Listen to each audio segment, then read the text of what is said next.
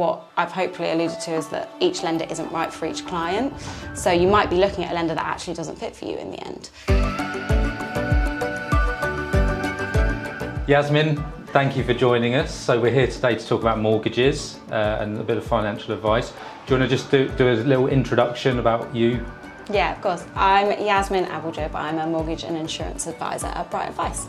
Fantastic. I think we should say before we start that this is kind of general advice and that we recommend that people seek specific advice about their own circumstances, Yeah, absolutely. Yeah. So we've got a few questions to cover. So the first one being, what's the biggest mortgage myth that you hear at the moment from buyers in 2026? So there are the really big ones that we've had all the time is you need a really large deposit to be able to buy.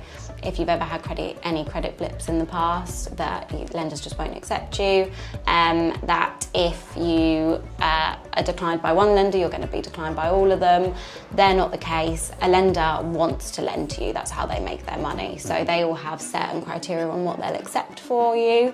And each lender is completely different. So some lenders may accept you with a credit blip, some might not be able to, and that's how it works. But the ones that actually catch people out the most are the little ones. So for example, actually getting the best interest rate is going to be the best option for you.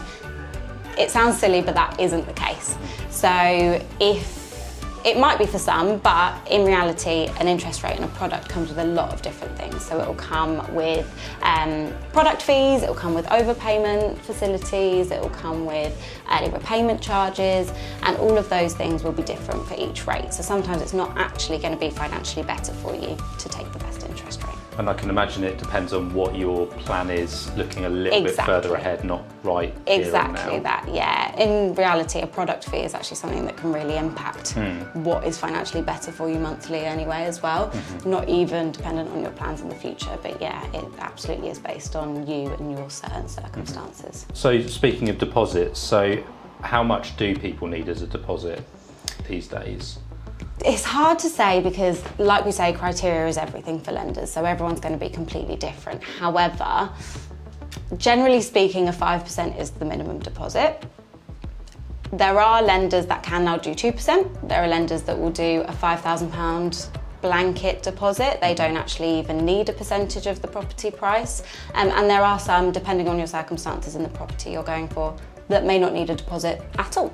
So there are options out there, but 5% minimum is the general amount, yeah. So lenders they're trying to lower the barrier if they can, I guess. Exactly, yeah. They're trying to make it as easy as they can because house prices are so high. So if someone was hoping to buy within the next, say, 6 to 12 months, what kind of things should they be looking at doing in the build up to that? So you don't want to stop living your life just because you're buying a house. There are some things I would be more mindful of maybe in the run up to it. We do look at your bank statements, so take care with those, what transactions look like, what the names are for them, because I will ask what they are. They're also, just in general, I will use it for your expenditure, so what you're spending on your bank statement usually will roughly match up with what a lender will take for how much you're spending.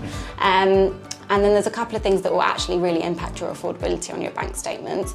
The two main ones is if you're dipping into an overdraft often, that can take away from your affordability, and also if you gamble, that can sometimes take away from your affordability if it's excessive.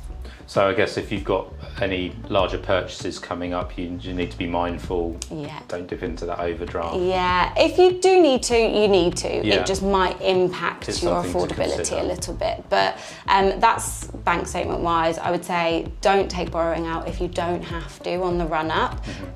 But like we say, don't stop living just because you're getting a house. And tying into that, so someone's looking at maybe next 6 to 12 months, at what point should they be speaking to an advisor? 6 months before, I would say. Or as early as you want to, just to give you an idea, because in reality as well with that, some people might have an overdraft, some people might not, some people might gamble, some people might have completely different things that they actually might need to be more mindful of than they previously were. So speaking to an advisor as early as possible is going to help you with what you need to start managing if that's your plan.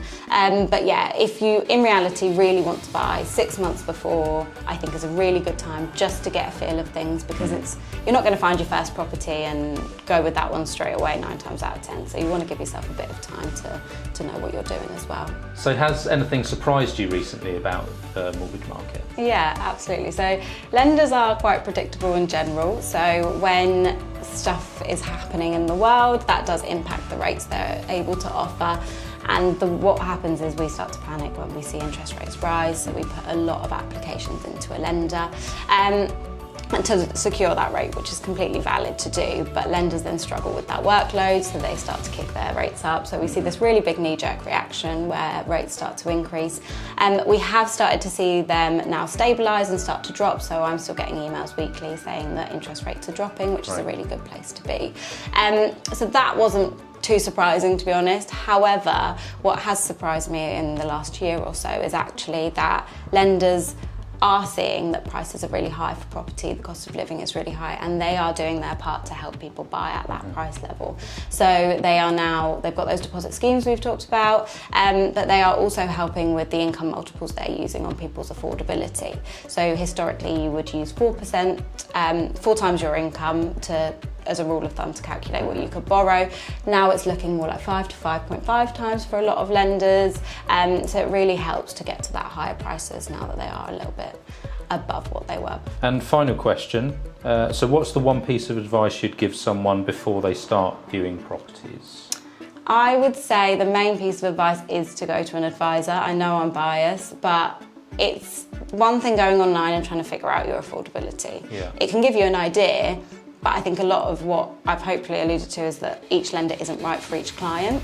So you might be looking at a lender that actually doesn't fit for you in the end. So going to an advisor gives you that peace of mind early on, what your affordability really is.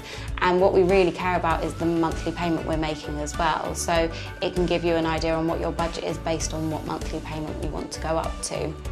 And then when you do find a property, if you want to offer, you've got someone there to get that agreement in principle as soon as you need to, or to help you through the process from the get-go.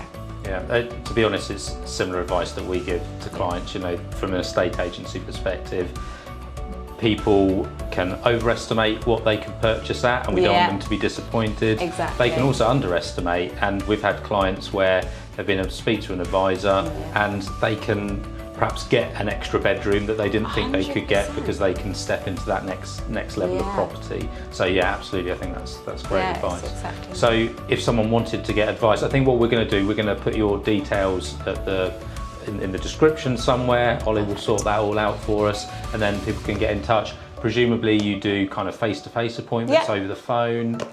Anything, we can cater to anyone, so I can stay in the office, we can do a face-to-face if it's local. If they want a Teams meeting, if they want a phone call, we can always do any of them. Great, thanks Yasmin. Absolutely, no problem.